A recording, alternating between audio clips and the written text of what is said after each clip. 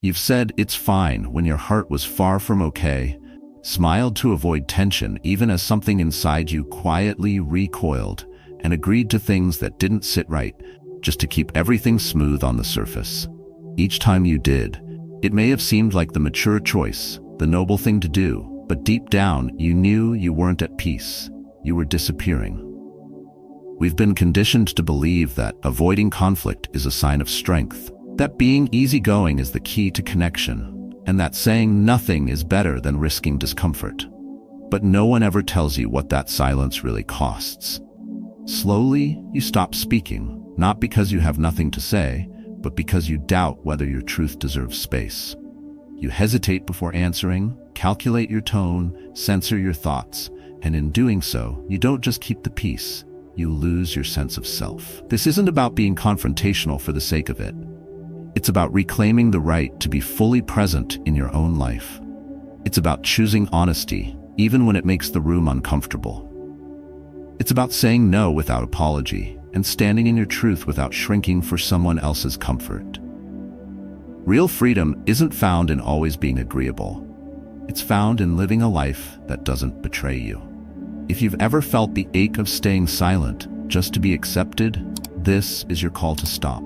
Hit subscribe and tell me in the comments, when was the last time your silence cost you a piece of who you are? 1. Silence is not peace. It's often fear in disguise. Have you ever stayed quiet in a conversation, not because you agreed, but because you were afraid of what might happen if you spoke your truth? Maybe you nodded even when something inside you screamed, "This isn't right." Maybe you smiled to keep things pleasant, even though you were shrinking with every second that passed. People call it being mature or keeping the peace. But if you look closer, you'll realize that what feels like peace on the outside can be a slow erosion of the self on the inside. Because silence, when rooted in fear, is not maturity. It's emotional self-erasure wrapped in politeness. Many people live their entire lives confusing avoidance for wisdom. They believe that staying out of conflict means they've grown. But growth is not measured by how well you bury your discomfort. It's measured by how honestly you show up in the room. When you keep your voice tucked beneath the surface just to keep the water still, you're not protecting peace. You're betraying your presence. And that kind of betrayal doesn't happen all at once. It's subtle, quiet, and often praised by others, until one day you realize you haven't said something honest in weeks. You hesitate before giving opinions, you second-guess your needs, and you let others take space while you disappear into the background. What started as a small compromise becomes a personality. And the worst part? Most people won't even notice you've gone missing, because the version of you they like is the one that never made a ripple. This kind of silence is not strength. It is the echo of emotional numbness, born from years of trying to please others by muting your own truth. It's the "I'm fine" that hides anxiety. It's the "sure, whatever works for you" that masks frustration. It's the subtle withdrawal from real connection, replaced with robotic interactions where you perform calm while carrying chaos. Over time, this silence breeds resentment, not always loud, but always growing. It creeps in through sarcasm, tired smiles, and passive indifference. And by the time it surfaces, it's often too late. The relationship is hollow, your confidence is cracked, and you've forgotten how to speak without flinching. Here's what many never say out loud. Avoiding conflict doesn't keep relationships strong. It keeps them dishonest. Because true connection doesn't come from harmony. It comes from honesty. It comes from being seen fully, even when your truth disrupts someone's comfort. If you always have to filter your voice to be accepted, that's not a relationship. That's performance. And no performance can replace presence. Your presence, in its raw, unedited, emotionally honest form, is the foundation of freedom. And freedom is the opposite of fear. There's a quiet war happening inside many people, between the part of them that wants to stay safe and the part that wants to be seen. The safe part says just agree, don't rock the boat. The seen part says speak, even if your voice trembles. And this war, when unresolved, leads to deep emotional fatigue. You begin to live for approval rather than alignment. You walk on eggshells instead of walking in truth. And eventually, even your body begins to carry the weight. Tension in your jaw, a heaviness in your chest, an ache you can't name but feel every time you silence yourself again. To break this cycle, you have to understand this. Your silence is not neutral. It shapes you. Every time you choose it to avoid discomfort, you teach your nervous system that your truth is dangerous. You wire your mind to associate honesty with risk. And so your natural self, your curious, bold, expressive, and feeling self starts to go quiet. You become agreeable but not connected, polite but not alive, safe but not free. This is why breaking the silence matters. Not to argue, not to dominate, not to prove anything, but to reclaim the parts of yourself that have gone missing beneath the fear. Saying what you mean, even gently, is a form of emotional honesty. Setting boundaries, even kindly, is a form of authentic self-liberation. And walking into discomfort with clarity is how you stop people-pleasing and start soul-keeping. The truth is, most people won't give you space to be real. You have to take it, and yes, you might lose the approval of those who preferred your silence.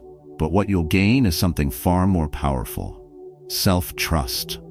And once you rebuild that trust with yourself, once you know that you'll no longer abandon your voice for anyone, you become unshakable. So the next time you feel that familiar pull, the urge to nod instead of speak, to smile instead of say, "This bothers me," to keep things light when your soul feels heavy, pause. Ask yourself, am I protecting peace or just avoiding discomfort? And then breathe deep and say the thing you've been swallowing. Not to win, not to hurt, but simply to be whole.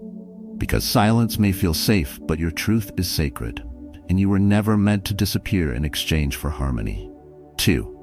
Self-abandonment is not kindness. I once knew a woman who was deeply admired by everyone around her. She was the kind of person who never said no, who always smiled even when plans changed last minute, and who constantly placed the needs of others above her own. At dinners, she would let everyone else choose the restaurant. At work, she would quietly pick up tasks no one wanted. And whenever someone praised her patience or her warm presence, she'd simply nod with a polite smile. But I remember one evening at a small gathering when someone casually asked what dish she wanted to order. She smiled and said, "Whatever makes everyone happy is fine with me." No one thought twice, but I noticed her eyes. There was a flicker of something, fatigue, maybe, or that quiet ache of someone who's grown used to never being chosen, not even by herself. It's easy to mistake this kind of behavior for kindness. Society often rewards those who are selfless, agreeable, and low maintenance. We call them thoughtful, generous, and easy to be around. But beneath that praise, there's often a person who has learned to survive by staying small. A person who believes that expressing needs might burden others, that saying no is selfish, and that discomfort should always fall on their shoulders, never on anyone else's. Over time, this pattern doesn't just erode confidence, it erodes identity. When you constantly silence your wants for the sake of others, you stop knowing what those wants even are. The danger of self-abandonment is that it looks like virtue. It wears the mask of love, compassion, and humility, when in reality, it's often a deep-seated fear of rejection. Many people who live this way aren't doing it because they're naturally passive. They're doing it because somewhere along the way, they were taught that their presence was only safe if it didn't take up space. They were conditioned to earn love, not by being authentic, but by being agreeable. And so they learned to swallow their needs, soften their truth, and fade behind the comfort of others. This is especially common in long-term roles, partners, parents, friends, employees, where expectations settle in like habits. You become the reliable one, the one who never causes waves, the one everyone turns to because you never complain. But what they call stability may in truth be your silent exhaustion. And what they admire as grace may in truth be your slow emotional depletion. The reality is, when kindness comes at the cost of your inner truth, it's not kindness, it's emotional self-neglect. And that neglect has consequences. You begin to feel unseen, not because others ignore you, but because you've trained them not to look. You begin to feel unimportant, not because your voice has no value, but because you've stopped using it. You begin to resent those around you, not because they are cruel, but because you've never given them the chance to meet the real you. And perhaps worst of all, you begin to lose trust in yourself. Every time you override your intuition, every time you say yes when your body says no, Every time you prioritize harmony over honesty, you chip away at the foundation of your self-worth.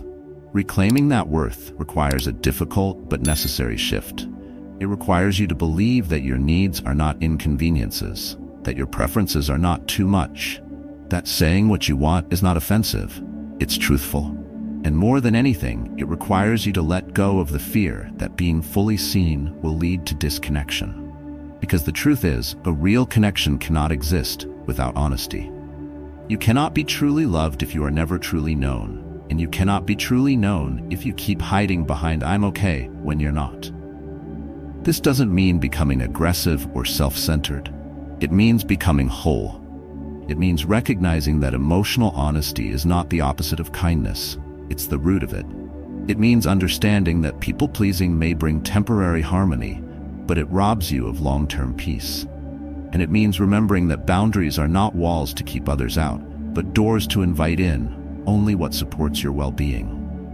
When you stop abandoning yourself for the sake of others, something profound begins to happen. Your voice returns, your preferences become clearer, your relationships deepen, not because you're more agreeable, but because you're more real. And most importantly, you begin to feel at home within yourself, no longer waiting for external approval to validate your inner truth. So the next time you're tempted to say it's fine, just to keep the room light, pause. Ask yourself if this is an act of care or another quiet moment of self-erasure.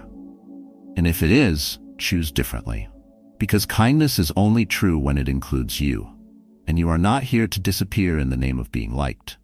You are here to live honestly, speak clearly, and love yourself enough to take up space. 3. Repressed emotions don't disappear. They deform you. Emotions are like springs. You can press them down once, maybe twice, and they'll bounce back. But if you keep applying pressure again and again without release, something changes. That tension builds quietly, invisibly, and without warning. It snaps, often in the wrong place, at the wrong time, and in a way that catches everyone, including yourself, off guard. Most people don't explode over what's big. They break over the smallest thing, a forgotten text, a late reply, a misplaced word. Not because those things matter so much, but because they've been holding back too much for too long. And by the time they finally react, the emotion has mutated into something unrecognizable. That's what happens when we repress. We don't eliminate emotions, we bury them. And buried emotions don't die. They distort. They sink into the unconscious, reshaping how we think, how we behave, and how we connect. You start to smile through frustration, laugh when you want to scream, or stay quiet when your soul wants to speak. Over time, your body becomes the vault where unspoken pain is stored, and that pain leaks out as anxiety, exhaustion, short tempers, or emotional numbness. The world sees your surface, functional, composed, and reliable. But deep down, you're fraying, because every suppressed emotion is still alive, pulling strings in silence. The tragedy is that we're often praised for this. People will tell you how strong you are, how composed, how nothing ever gets to you. They won't realize that what they're admiring is the mask, crafted not from peace, but from the fear of being too much, from the belief that expressing your real feelings will cost you love, stability, or acceptance. So you keep bottling it up. You hold your breath emotionally, day after day, until you no longer remember what breathing freely even feels like. This is how self-abandonment becomes your second skin, so familiar you don't question it, even as it exhausts you. Eventually, the pressure finds its exit, sometimes through unexpected tears, sometimes through an outburst you don't understand, sometimes through chronic stress that you can't explain. That's not weakness. It's a natural response to unnatural suppression. Because when you keep editing yourself for too long, your truth doesn't vanish. It finds other ways to speak. Through body tension, through insomnia, through burnout, and often through resentment that simmers beneath your relationships, turning your interactions cold, robotic, and performative. You become emotionally detached, not because you don't feel, but because you've trained yourself not to show. This distortion spills into how you relate to others. You stop asking for what you need. You assume your desires are inconvenient. You try to anticipate what others want and shape yourself accordingly. Slowly, you live less from your center and more from reaction. You become a version of yourself that's efficient but not expressive, helpful but not heard, present but not fully alive. And while the world may appreciate your stability, you know what it's costing you. Your truth, your presence, your peace. To reclaim what's lost, you don't need to scream. You need to stop swallowing. You need to make space again, for anger that needs to be honored, for sadness that needs to be felt, for discomfort that needs to be named. Emotional honesty doesn't mean being dramatic. It means being whole. It means recognizing that your feelings are messengers, not threats. That they show up for a reason, that they carry insight, not danger, and that ignoring them doesn't protect you, it fragments you. It takes courage to let yourself feel again, especially after years of emotional suppression. But the more you allow those hidden parts to come into the light, the more you return to clarity. And clarity is power. Because once you understand what you're feeling, you can choose how to respond, rather than letting the pressure decide for you. You stop reacting from a place of buried tension and start speaking from a place of grounded truth. There is no shame in feeling deeply. What weakens you is not your emotion. It's the weight of holding it in alone. The moment you let go of the need to look okay all the time is the moment your healing begins. Because you don't need to be agreeable to be respected. You don't need to be silent to be safe. You don't need to hide your truth to be loved. What you need is permission from yourself to feel fully, to speak freely, and to live without folding your soul just to fit someone else's comfort. That's not rebellion, that's restoration, and it begins by releasing what you've held in for too long. 4. Every time you avoid conflict, you give away a piece of yourself. You've probably had that moment. You walk away from a conversation, step into your car, shut the door, and as the engine hums to life, so does your inner voice. I should have said something. I shouldn't have nodded. That wasn't okay. But you didn't speak. Not because you lacked the words, but because you handed over your truth in exchange for a brief illusion of peace.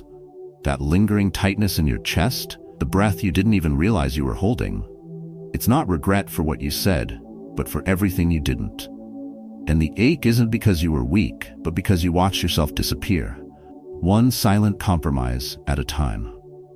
This is the quiet cost of conflict avoidance. It's subtle, and on the surface it looks like patience, like being easygoing, like knowing when to let things go. But deep down, it's a slow, silent erosion of your identity. The more you say it's fine when it's not, the more your nervous system learns to associate truth with danger.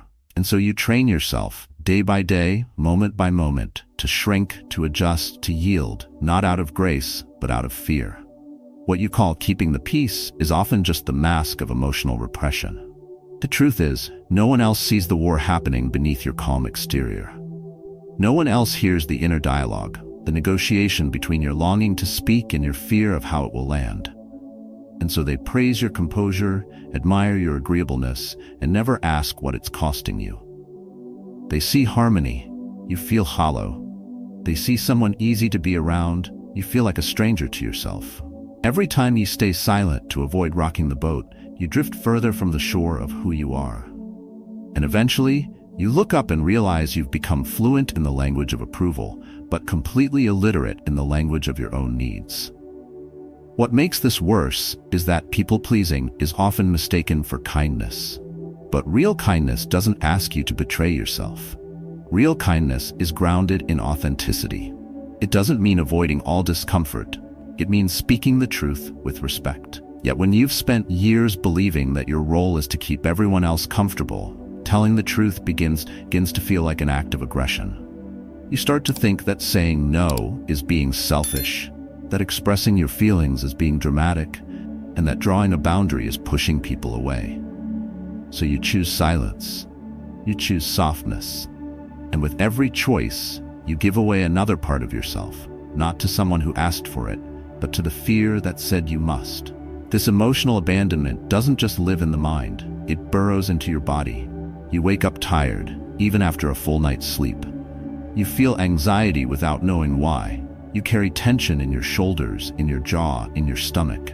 These aren't random symptoms, they're signals. They're the cost of denying your emotional honesty. And no amount of external calm can erase the internal chaos that grows when your truth has no place to live. But there is another way, One that doesn't require you to choose between being honest and being loved. One that starts when you realize that discomfort is not the enemy. Disconnection is. You were not born to be agreeable. You were born to be whole. You were not meant to walk on eggshells in your own life. And if telling the truth makes someone uncomfortable, it may be the discomfort that was always waiting to be acknowledged. Speaking up doesn't have to be loud. It just has to be real. It's in the quiet courage of saying, actually, that doesn't sit right with me. It's in the brave honesty of admitting when something hurts. It's in the grounded strength of knowing that you don't have to explain your boundary to make it valid. Each time you do this, you reclaim a piece of yourself that was left behind in old patterns of silence. It won't always feel natural at first. In fact, it may feel like rebellion. But it's not. It's restoration. It's the moment you stop letting others define your peace. It's the moment you stop letting approval cost you your integrity. And it's the moment you finally start to recognize your reflection, not the version you created to survive, but the version that's been waiting to breathe. So the next time you feel that familiar pause, the one where your instinct says speak, but your habit says stay quiet, choose yourself. Not with anger, not with blame, but with clarity. Speak the words your silence has been holding hostage, because every time you avoid conflict, you don't just delay a hard moment, you lose a part of yourself. And freedom doesn't come from staying agreeable. It comes from staying true. 5. The mask of harmony leads to emotional numbness. Have you ever worn a face mask all day? At first it feels like protection, like a shield against everything out there. But after a while it starts to feel suffocating. You can breathe, but not fully. You can speak, but not clearly. And slowly, you begin to forget what it feels like to breathe fresh air. That's what emotional masking feels like too. The mask of harmony, the performance of being fine. You nod when you disagree, smile when you're drained, and say I'm good, even though you're running on empty. At first, it feels like a smart strategy to stay safe, to keep relationships smooth and workplaces civil. But over time, you realize it's costing you something vital. The price of wearing this emotional mask every day is your connection to your own feelings.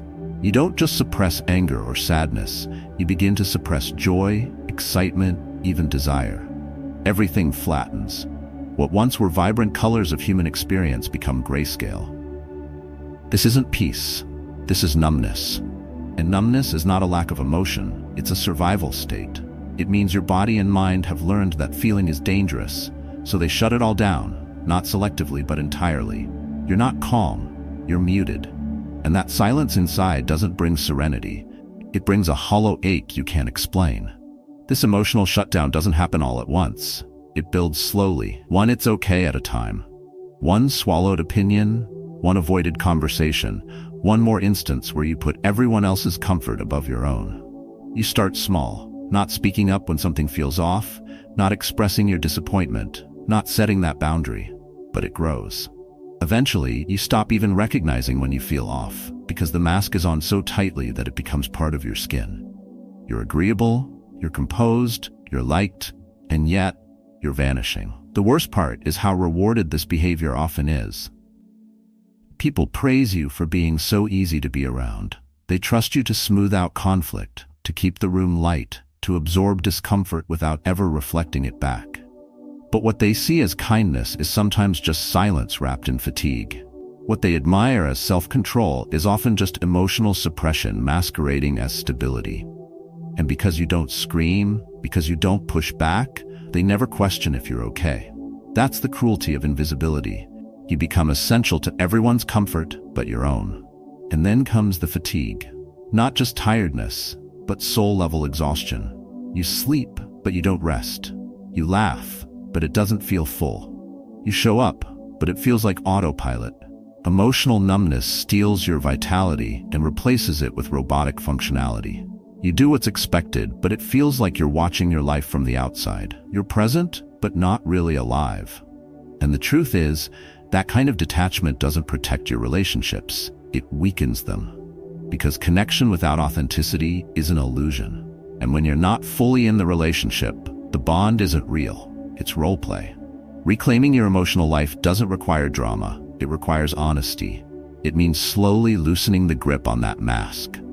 It means checking in with yourself before you check in with others. It means recognizing that your role is not to carry everyone else's emotional weight while ignoring your own. And it means understanding that your silence, though comfortable for others, is slowly corroding your sense of self. You don't need to swing to the other extreme. You don't need to explode or reject everyone or make declarations. You just need to come back into your body. You need to acknowledge your inner voice, even if you don't act on it yet. You need to feel again, bit by bit, not because feelings are always right, but because they're always real. And reality is the only place where healing begins. This isn't easy, especially if you've spent years earning love by being the agreeable one, the dependable one, the one who never makes things harder. But being easy for others should not mean being hard on yourself. You can be kind and still be honest. You can be calm and still be firm. You can be loving and still have boundaries.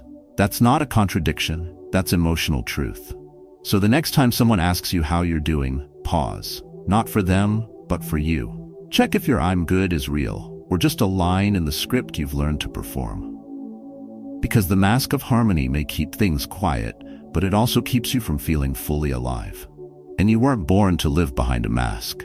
You were born to be whole, to be known, and to feel deeply, honestly, and without apology. 6. Conflict is not chaos, it's clarity. We often treat conflict as if it were a storm to be avoided at all costs, loud, destructive, and dangerous. It's framed as failure, a sign that something has gone wrong. But look closer. Have you ever had a difficult conversation with someone? One where voices were raised, truths were uncomfortable, and emotions raw, and yet afterward, the relationship felt clearer, more honest, even stronger? That's because conflict, when approached with presence and intention, is not chaos. It is clarity breaking through illusion. And it doesn't destroy connection, it defines it. What destroys relationships isn't disagreement. It's pretense. It's months or even years of pretending everything is okay when it's not, of avoiding truth to keep things smooth, of silently collecting resentment under the mask of peace.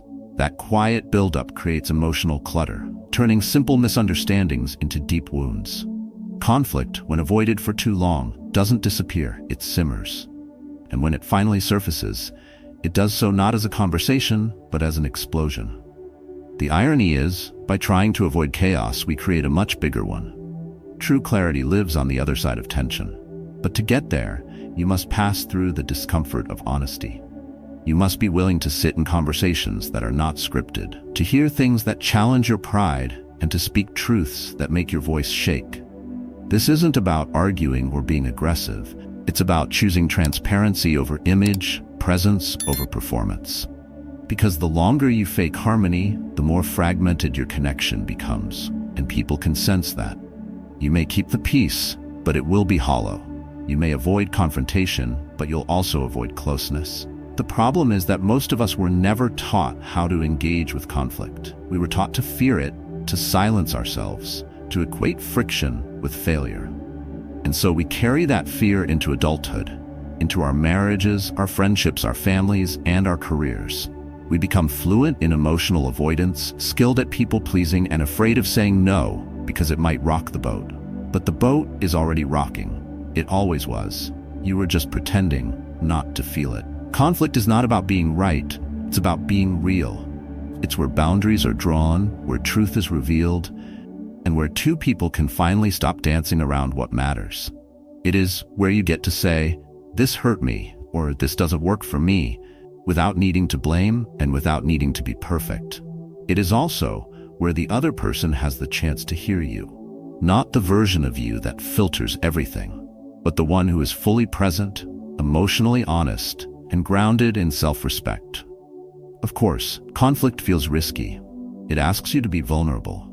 It exposes you, not just to others, but to yourself. You confront your fears of rejection, your discomfort with emotional intensity, and your longing for control.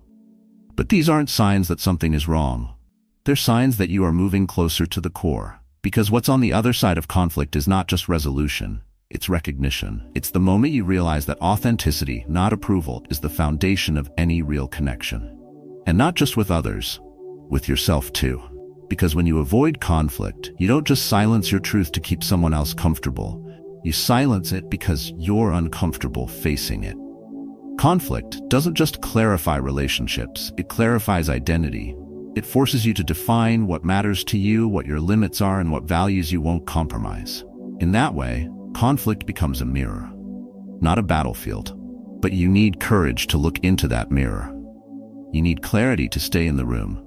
You need emotional honesty to speak, not from reaction, but from self-awareness. So when the moment comes, and it always comes, when you feel the friction rising, when you're tempted to nod and smile just to keep the air light, ask yourself what you're choosing. Are you protecting the relationship or protecting your fear? Are you maintaining order or maintaining denial? Because silence may keep things neat, but the truth is what keeps them real. And you cannot build anything real on top of what you refuse to confront. Conflict is not the enemy of peace. It is the price of peace. Not the fragile kind built on avoidance, but the resilient kind built on truth. When you stop fearing confrontation, you begin to find your voice. You begin to see who belongs in your life, not just when you're agreeable, but when you're honest.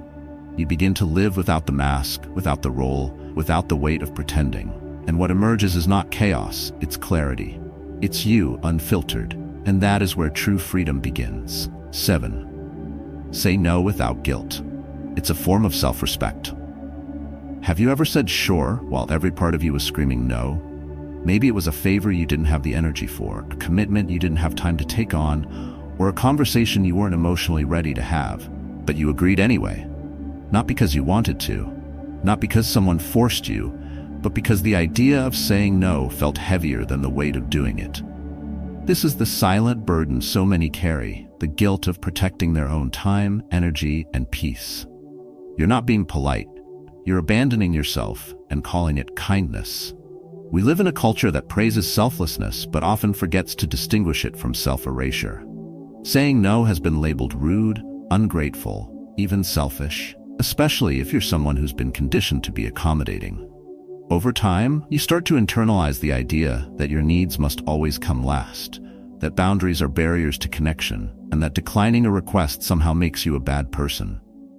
So you overextend, you show up tired, you smile through exhaustion, you become dependable, not because you're full, but because you've forgotten what rest even feels like. This isn't kindness. It's quite self-destruction. Every time you say yes out of guilt, you reinforce the belief that your worth is tied to your usefulness. You train your nervous system to equate rejection with danger, and your inner voice grows quieter. You might not even notice how often you say yes on autopilot, but your body feels it, the tension in your shoulders, the anxiety before another obligation, the way your mind races even in stillness. These are not signs of strength. They're signs of boundary collapse. And that collapse doesn't just affect you. It shapes how others treat you. Because when you never say no, people stop asking if you want to. There's a quiet kind of resentment that builds in people who can't say no. It doesn't explode. It leaks. Through passive-aggressive comments, through emotional withdrawal, through burnout that feels like numbness. You find yourself irritated by small things, distant from people you once cared for, and unsure why everything feels so heavy. But deep down, you know, you've been carrying too much of what was never yours to begin with. You've said yes to please others, but in the process, you've betrayed yourself. Not once, but repeatedly. And now you're too exhausted to even articulate what you really need. Reclaiming your right to say no isn't about being harsh. It's about being honest. It starts by realizing that no is not a rejection of others. It's a declaration of self-respect. It's how you protect your time, your energy, your emotional bandwidth. It's how you make space for the things that matter. And more importantly, it's how you start to rebuild the broken trust you have with yourself.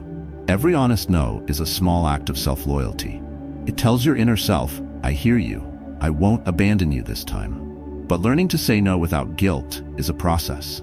It requires unlearning the idea that your value depends on your compliance. It requires facing the discomfort of disappointing others and realizing that their discomfort is not your responsibility. You are not responsible for managing everyone's emotional reactions. You are responsible for staying true to what you know is right for you. and sometimes what's right for you will not sit well with others. That's okay, because the cost of constant yes is not just time, it's identity. And your identity deserves protection. The truth is that people who truly respect you will not be lost when you say no.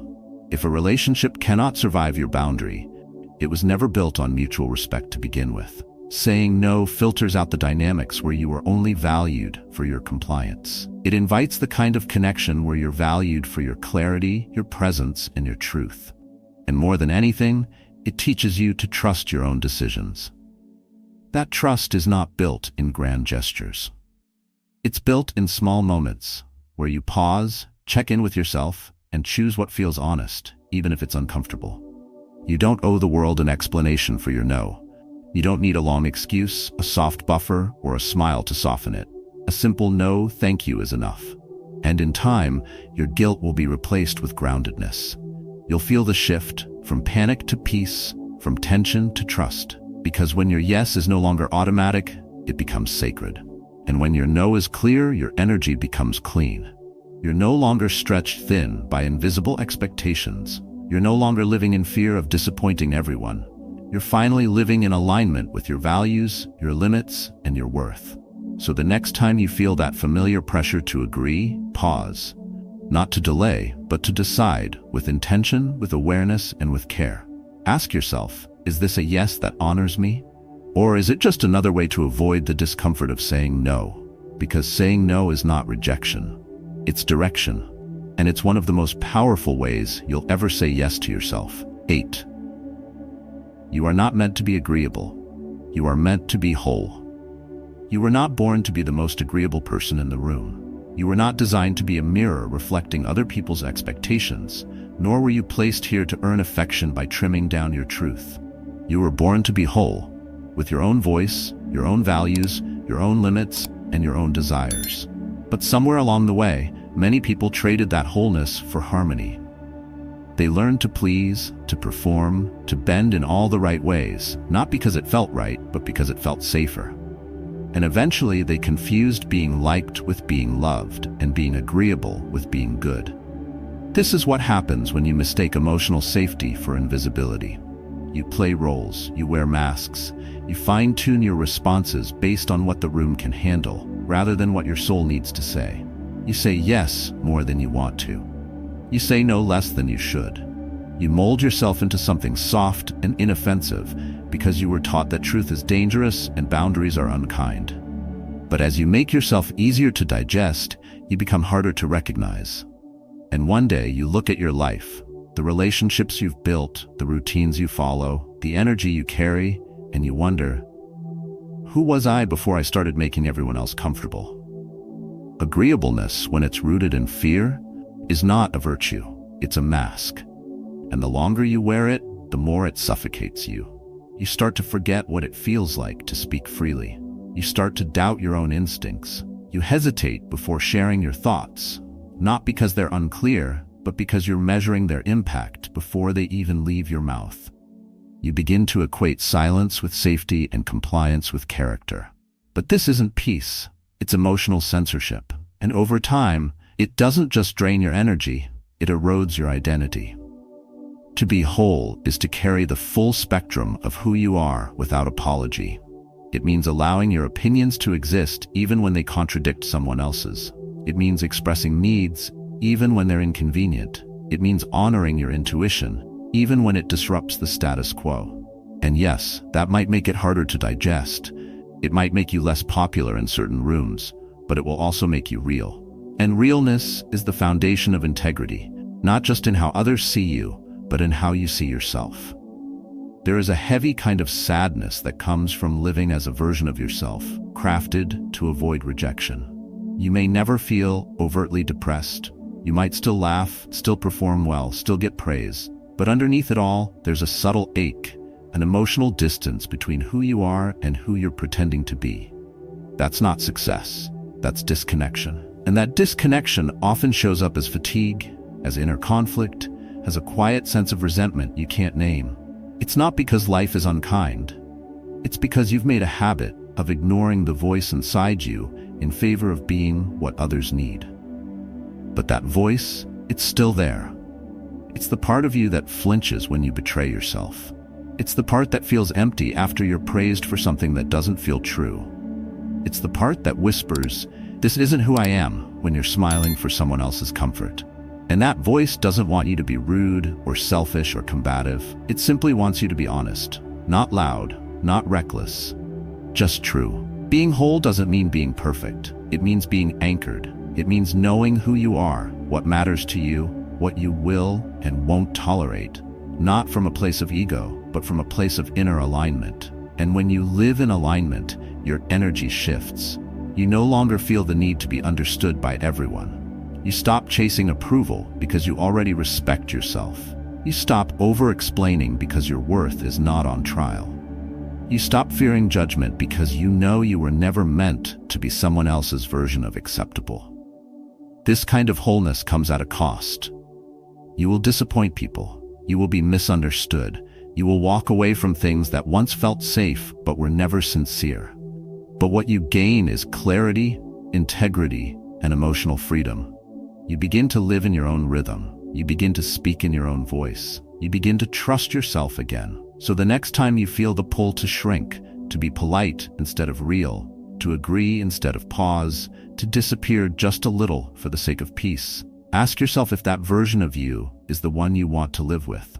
Because in the end, you're not here to be palatable. You're here to be whole. And wholeness may not always win applause, but it will always earn your self-respect. And that is worth everything. Freedom isn't found in being easy to like. It's found in living with emotional honesty, clear boundaries, and the quiet strength to say what needs to be said, even when it's uncomfortable. The fear of conflict has kept too many people small, agreeable, emotionally numb, and far from their truth. But staying silent doesn't protect your peace. It sacrifices your voice. And every time you choose comfort over clarity, you feed a version of yourself that isn't real. It's time to stop people-pleasing at the cost of your identity. It's time to stop masking your emotions and start reclaiming your voice. Saying no is not a betrayal. It's a declaration of self-respect. Expressing your needs isn't selfish, it's survival. You weren't born to disappear behind politeness or bury your truth under guilt. You were born to be whole, present, and free. So ask yourself, are you living to be accepted or to be authentic? Are you avoiding discomfort or aligning with who you are? Let that guide you. If this message spoke to you, share your story in the comments. Have you struggled with emotional suppression or the fear of conflict? Let others know they're not alone. And if you haven't yet, remember to like this video and subscribe for more on emotional honesty and authentic self-liberation.